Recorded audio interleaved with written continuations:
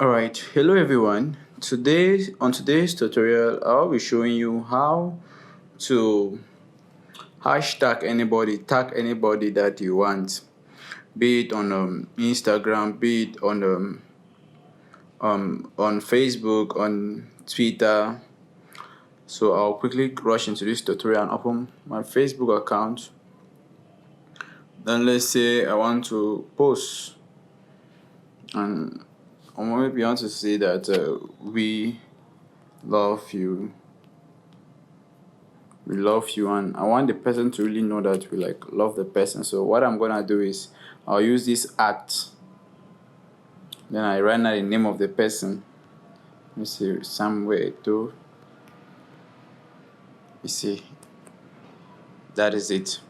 If you look at it keenly, you'll discover there's a light blue covering it around. It means that it has been hashtag. So immediately I post this, it's gonna notify him that I've said something about his name somewhere. So that is the advantages of this hashtag.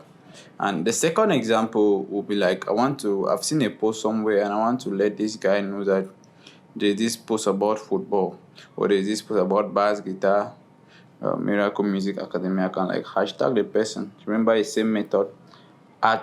I can now try to get to know the person, Miracle Music.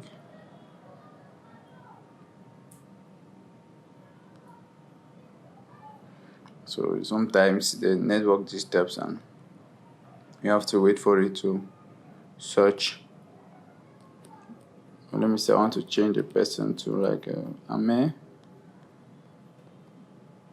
You see, that's Ame Romaric. Immediately I take send, it's gonna notify him. So that is the advantage. Note that this very method, you can also use it on Instagram, on Twitter, on LinkedIn, and all social media apps. So that is it for today's tutorial. Don't forget to subscribe to our YouTube.